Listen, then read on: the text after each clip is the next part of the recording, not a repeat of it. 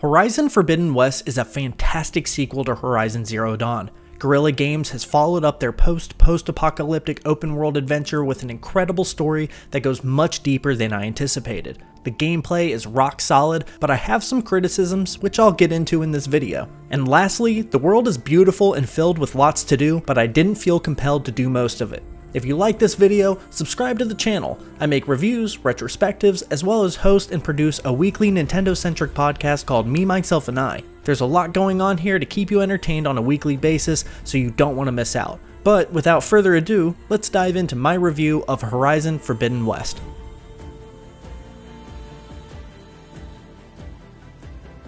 Forbidden West begins 6 months after Aloy defeated Hades. Aloy is on the hunt for a backup of the AI called Gaia to halt a mysterious blight that's infecting the land, killing all life in its wake. Finding Gaia could hold the key to ending the Crimson Blight and restoring Earth's biosphere, but to do so, Aloy must journey into the Forbidden West. The Tenakth control the Forbidden West, and Aloy must develop relationships with the leaders of their tribes. To do so, Aloy aids the Tenakth in their efforts with a persisting civil war. Chief Hekarro, the Tenakth leader, has embarked on establishing peace between the Tenakth and the Karja, but not all Tenakth agree with the peaceful endeavor. Regalla, the leader of the Tenakth rebels, executes strategic attacks that put an end to Chief Hekarro's peaceful efforts. Along Aloy's journey, her lone wolf mentality puts a strain on her and her relationships with her companions, but Aloy must learn to accept aid from her friends if she wants any hope in defeating the threats that lie ahead. I found the story to be a huge improvement over Zero Dawn. Not that Zero Dawn was bad, but Forbidden West is incredibly well written, the performances are fantastic, and the narrative goes in a direction that I did not expect at all. I took advantage of every dialogue option and was gripped by the exposition, maybe more so than the gameplay, which I'll get into in just a bit. Side quests are deep and enriched by superb performances equal to that of the main quests. The best comparison I can think of to speak to the level of quality on display with the side quests is that of The Witcher 3. The story is essentially broken up into 3 acts, and there is a moment in the second act that completely blew me away. I won't spoil it for you, but the way Aloy's actions have a direct, visible effect on the world is spectacular. Early in the game, I found Aloy to be a bit of a realist, and it came across as her being a jerk to a lot of people. She cares about people and the world, but she is very blunt and self-centered. I don't remember her being like that in Zero Dawn. I think saving the world made her more confident, which I like, but she overcorrected and ends up displaying an arrogance that made her kind of unlikable. She even abandons almost all of her friends under the guise of having their safety in mind, but I believe Aloy thinks they'll just get in the way, slow her down, and secretly, she wants to be the hero. Putting the plot aside, this is really the heart of the story and Aloy's personal journey. How this is mitigated, I'll leave for you to discover on your own. By the end of the game, Aloy really is the well-rounded, empathetic hero you want her to be. Her companions are charming and each have their own unique flavor that I enjoyed a lot. I did not expect this game to make me cry, but it did. It's a powerful story with a lot of wisdom tucked into it if you're paying attention. Some of the cutscenes and conversations with characters are incredibly long. Not Metal Gear Solid 4 long, but just talking to all of my companions at the base in between missions could take 40 minutes. The conversations are optional, but I was enjoying them so much that I wanted to take in every bit of storytelling Forbidden West had to offer. The lore is deep, and the cultures of each tribe are interesting. Speaking with members and leaders of each tribe highlights their sensibilities and made each tribe feel unique. The only real downside to the pacing of the story is that sometimes I had to take a break from it to level Aloy according to the suggested level for the next story mission. This is when I would really dig into the side quests, but before I get too ahead of myself, let's get into the gameplay. While the story mainly drives Horizon Forbidden West, the gameplay surrounding it is rock solid, but it's not without its shortcomings. The combat from Zero Dawn returns, but with some interesting additions. I'm still not the biggest fan of the combat in the Horizon games. I mostly play them for the story, and I was hoping this would change with Forbidden West, but the combat does have mechanics that I really enjoy. Aloy has myriad weapons to choose from to take down the machine and human threats in her way. There are hunter bows, warrior bows, and sharp shot bows. Hunter bows are mid-range bows that have a moderate draw speed and power. Warrior bows are for closer combat and can loose arrows much faster but don't hit as hard. Sharp shot bows are long-range bows that take longer to draw back and do more damage but aren't as accurate while moving. There are also blast slings, which are essentially slingshots that fling bombs with elemental blasts. I like using these to drench enemies with the elemental damage they're weak to and then picking them apart with arrows. Tripcasters allow you to fire 2 arrows at the ground and create a tripwire. If you lead a machine that's weak to shock damage into the electrified wire, you can temporarily disable the machine, allowing you to get a critical hit on it.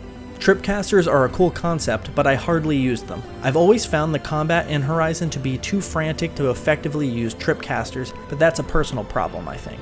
Spears are used for melee combat, and to be honest, I tend to forget melee combat even exists in this game, until I encounter a moment when the game wants me to use melee combat, or I accidentally hit the right trigger without holding down the left trigger and never swing my spear. Spears are usually there just to stealth kill enemies or override a machine. Spike throwers, rope casters, bolt blasters, and shredder gauntlets are weapons that I hardly use during my playthrough. I didn't even know bolt blasters and shredders existed until the third act of the game, so I can't really speak to them. I wish the game had made more of an effort to introduce them to me, because I feel like I missed out on throwing the shredding discus at machines. There are also heavy guns that can be shot off machines, picked up, and blasted at enemies. I sometimes found them lying around, but maybe I shot them off and didn't notice. They're really effective in taking down some of the larger machines or clearing out a bunch of smaller machines. Forbidden West also features outfits that each have their own statistics and benefits. Finding the right one to suit your playstyle can be a bit difficult, but it's really effective. The only downside I found is that sometimes the outfit you want to wear because it looks cool doesn't have the perks that suit your playstyle.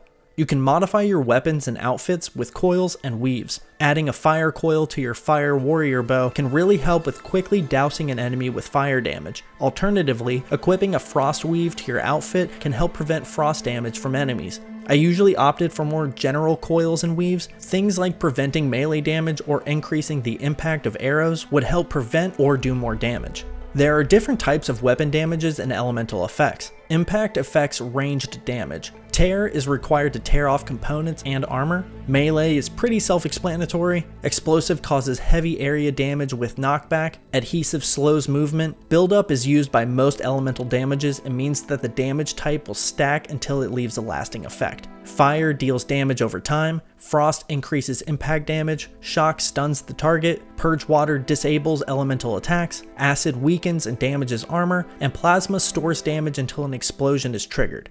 Aloy also has a series of tools at her disposal. I used potions quite a bit, mostly to increase my health well beyond its limits right before a battle. Traps I used more at the beginning of the game, but quickly fell off. Personally, they seem to slow down the combat a bit too much for my liking. However, I did enjoy using them on salvage contracts, which I'll dive further into later.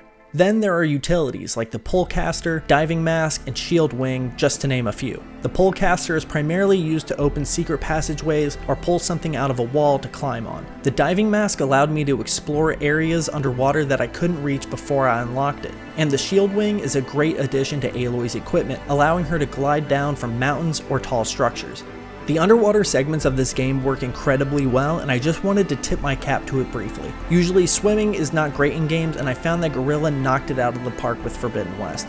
I'm not a huge fan of crafting in Forbidden West. While I appreciate being able to create a job to find the resource needed to craft a particular item, I would much prefer looting arrows, potions, etc. I understand that crafting makes sense narratively, but I feel like it pulls me out of the game instead of immersing me in it. Considering I already have to suspend disbelief that Aloy can carry all the resources to craft 16 arrows with a gigantic machine breathing down her neck, I'd rather suspend disbelief that she can carry 300 arrows on her at all times. Cooking allows Aloy to carry meals that can buff particular stats before a battle. I hardly used the cooking system and felt like it was needlessly there. Maybe it helps in harder difficulties, but I found it to be completely needless on normal difficulty. Cooking being optional is nice as it's there for someone that wants it, but I didn't care about it at all. Especially considering Aloy isn't even the chef. She just takes a bunch of resources to a chef. I don't know, it felt like an afterthought. Leveling up grants skill points that can be spent in any of the 6 skill trees. Those skill trees are Warrior, Trapper, Hunter, Survivor, Infiltrator, and Machine Master. The Warrior tree upgrades Aloy's melee skills, Trapper upgrades her trapping abilities, Hunter increases her bow hunting skills, Survivor improves her gathering and crafting skills, Infiltrator upgrades her stealth skills, and Machine Master increases her machine override skills. I fully upgraded Hunter skills and almost completed Survivor and Infiltrator. I didn't spend many of my skill points in the Warrior, Trapper, or Machine Hunter trees. In addition to human enemies, which I found kind of boring to fight, there are a plethora of machines to engage in combat. I found the machines to be a lot of fun to fight, especially the giant ones like the Slitherfangs, Tremor Tusks, Tide Rippers, and Slaughter Spines. But even some of the smaller ones like the Spike Snouts, Wide Maws, Claw Striders, Grimhorns, and Snap Maws are exciting to fight. A quick aside, I was wandering through a forest and stumbled upon a Frostclaw, which is essentially a giant bear machine, and it shook me to my core. I really enjoyed moments like that in Forbidden West, and there are plenty of those moments. Combat aside, exploring the world was a blast, and Forbidden West does quite a bit to guide you through it and provides you with an abundance to do. Primarily, the map is pretty big with lots on display. You can place waypoints, filter icons, change levels to see areas above and below your position, and fast travel. However, fast traveling from the map requires fast travel packs. To fast travel for free, you have to find a campfire, but there are plenty of them, and campfires are also where you can quick save and manually save your progress. In terms of quests, main quests guide you through the story and take you to a lot of locales. Side quests and errands are surprisingly deep and take you to the deeper nooks and crannies of the world. If you're wanting a particular weapon or outfit, you can create a job at a merchant in town, which will essentially create a quest for you to go on to acquire the resources needed to purchase the item. I did this once and the resources were in a part of the map I hadn't discovered yet, so I didn't even get a waypoint to follow. I abandoned the job and never tried jobs again. However, the concept is really cool. Salvage contracts are essentially fetch quests with enriched gameplay. They ask me to do things like go to a part of the desert and wait for a herd of a particular machine to pass through. While waiting, I could set up traps, and when they arrived, I could use environmental hazards to my advantage. It was cool at first, but after going on the 4th section of a contract just to complete one, I grew tired of salvage contracts in general. Hunting grounds are trials that challenge the player to hunt machines. They're a great way to master shooting off components or learn the type effectiveness of each machine.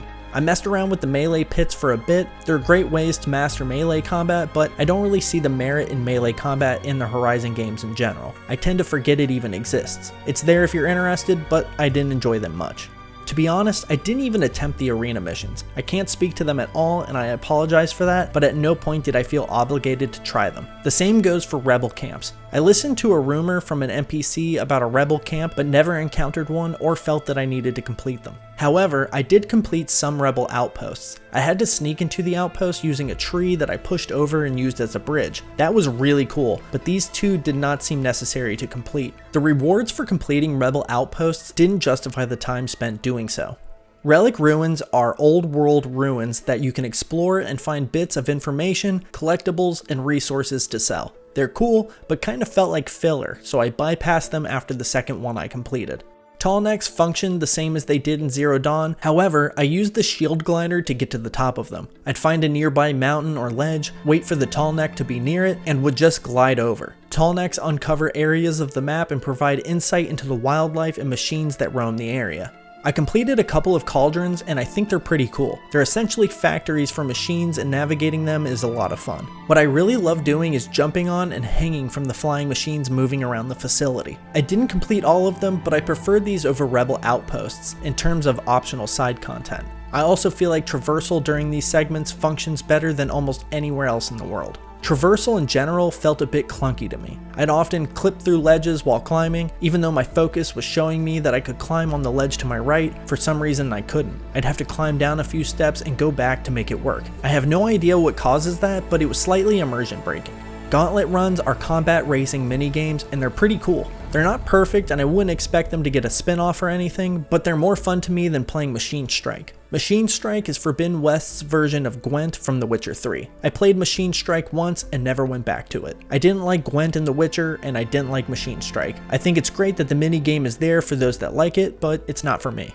Collectibles in Forbidden West are a complete mystery to me. They never felt like they were explained properly, but maybe I missed something. There are survey drones flying around the world, but I have no idea how to capture them. I shot arrows at them, blast slings, you name it, all to no avail. Also, I unlocked a bunch of face paints and have no idea how to apply them.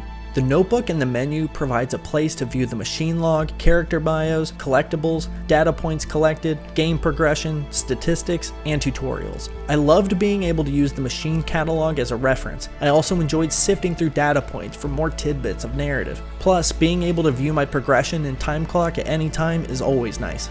I found there to be lots to do, but didn't feel compelled to do most of it. There weren't fantastic rewards for completing the side content that I did early on, so I hardly felt an incentive to continue doing errands and salvage contracts. I mostly kept plugging away at the story as it was the most rewarding and dipped my toes into side quests when I needed to level Aloy. But to be fair, the side quests were really rich and enjoyable. I can see myself going back and finishing the side quests, maybe even going for the Platinum Trophy. In Ghost of Tsushima, I felt compelled to complete all the side content provided for me before I did the next story mission, but in Forbidden West, I didn't feel that at all, and that's a bit of a shame. However, for anyone looking for a game that is packed with tons of content, look no further. Forbidden West is the game for you.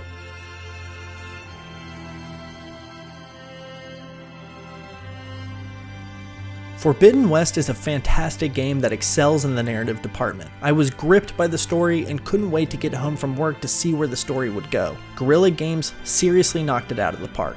The combat is solid and I like fighting the machines, but the weapons, traps, and abilities just don't interest me the same as other games do.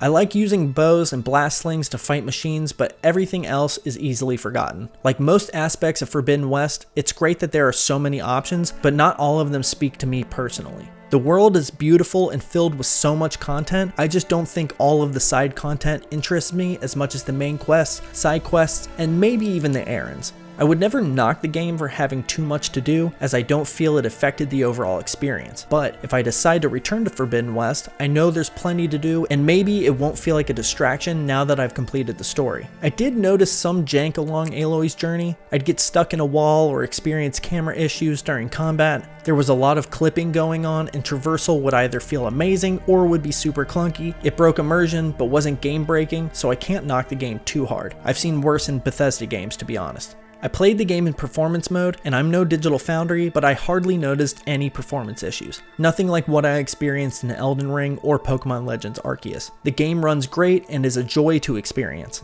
Overall, I think Horizon Forbidden West is a 5 out of 5. It's a great game with a spectacular narrative, it's gorgeous and runs well. The combat and most of the content might not be my favorite, but I'm sure a lot of people really enjoy it, so I can't hate on it for that. Out of everything I've played this year, it's my forerunner for Game of the Year. It's a little too early to tell, so we'll have to see what else comes out this year. Maybe something can dethrone Guerrilla's latest title. Maybe a certain god and a certain boy will grace us with their presence. We'll just have to wait and see. Thank you so much for your time and attention, it means the world to me. Again, if you enjoyed this video, give it a like and subscribe to the channel. What are your thoughts on Horizon Forbidden West? Let me know in the comments below. Like I said before, I make retrospectives, reviews, and other gaming related videos, so definitely subscribe for more videos like this. Also, check out Me, Myself, and I on YouTube or other podcast services. You can follow me on Twitter at Hitbox Detective, and you can check out my writing over at lordsofgaming.net. Anyway, lead with love and stay hydrated. Take care.